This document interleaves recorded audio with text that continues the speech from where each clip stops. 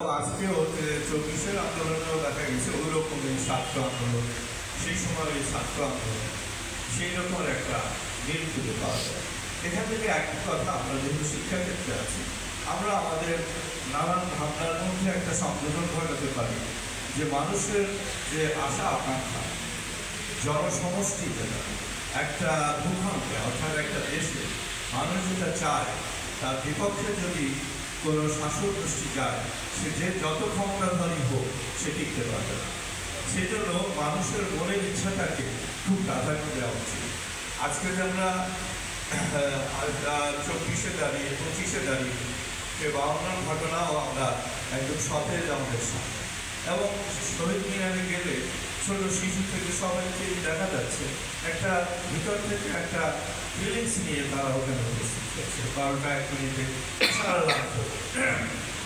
এবং সবচেয়ে মজার ব্যাপার হলো আপনারা একটা দিনও দেখাতে পারবেন না এত বড় বড় নেতা দেশ থেকে চলে গেছে, এত বড় বড় রাজনীতি হলো, একটা ঘটনা দেখাতে পারবেন না যেটা রাষ্ট্রীয়ভাবে একদম রাষ্ট্রপ্রধান থেকে শুরু করে একদম কৃষক, শ্রমিক, ছাত্র জনতা থেকে শুরু করে সবাই ভিতর থেকে উপলব্ধি করে স্মরণ করে একটা দিনও দেখা।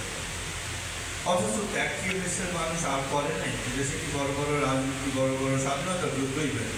আমরা এই সংগঠন 25শে মার্চকে প্রতিষ্ঠিত করার জন্য কত সংগ্রাম করেছি, যদিও শেষের দিকে এসে সবাই এখন অনুসরণ করে, কিন্তু আমরা এখনো মনে আছে যে আমরা এই 21শে ফেব্রুয়ারি যে কজন আত্মহত্যা দিয়েছে তার চাইতে অনেক গুণ স্বাধীনতা যুদ্ধে আত্মহত্যা দিয়েছে, কিন্তু সেই ফিলিংসটা আনানো যায়নি।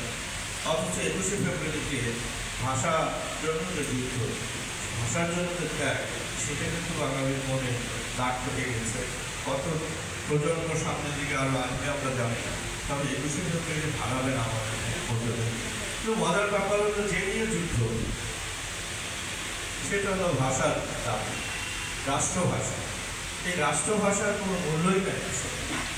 আমি ক্ষমা চেয়েই বলছি, যদি মূল্য থাকতো তাহলে আজকে সর্বস্তরে বাংলা ভাষা চালু হতো, দাবিটা তো তাই ছিল।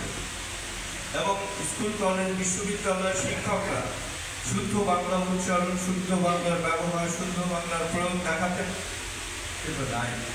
এবং আমরা যদি উপলব্ধি করি যে বাংলাদেশের শিক্ষাক্ষেত্রেই তো আসলে জাতির মেরুদণ্ড, এই শিক্ষাক্ষেত্রে বাংলাকে গুরুত্ব শুধু 21শে ফেব্রুয়ারি অথবা ফেব্রুয়ারি মাসেই দিচ্ছে, কিন্তু বিভিন্ন শিক্ষা প্রতিষ্ঠান, উচ্চশিক্ষায় তো নাই বলতে চলে। সেখানে একটা বাংলা জেনারেল এডুকেশনের একটা কোর্স রাখাও দুরূহ হয়ে গেছে। সেটা নিয়েও প্রশ্ন করে যে এটা কেন এর মধ্যে আসে না। এমনকি রাষ্ট্রযন্ত্র যারা নিয়ন্ত্রণ করেন বিভিন্ন সময়, তারাও কিন্তু বলে না যে উচ্চশিক্ষায় বাংলার দরকার। অথচ আমরা বহুবার বলে আসি গবেষণাগুলো বাংলায় হতে পারে না বা হয় না, এবং গবেষণায় যে মনের ভাব, মনের ইচ্ছা, মনের প্রত্যাশাকে নিয়ে যে গবেষণাটা করা হয়, সেখানে ইংরেজিতে লিখতে হয়, হোক অনুবাদ হোক, যেরকম ফ্রান্সে হয়, জার্মানিতে হয়, হোক ইউরোপে হয়, জাপানে হয়, কোরিয়াতে হয়। তো সব জায়গায় দেখা যায় ইংরেজিতে অনুবাদ হয়, কিন্তু সে কাজটা করে তার নিজের ভাষায় এবং নিজের উপলব্ধি।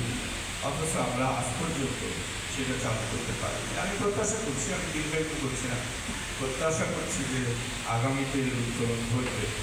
প্রায় সময় দেখা যায় যে আমাদের দেশের বিভিন্ন প্রত্যাশাকে সামনে রেখে একদল মানুষ কিন্তু এগিয়ে যায়, এবং তাদের হয়তো সময় লাগে, কিন্তু একটা উত্তরণ থাকে, একটা সময় কি একটা উত্তরণ থাকে, আমরা বিভিন্ন সময় দেখে আসি।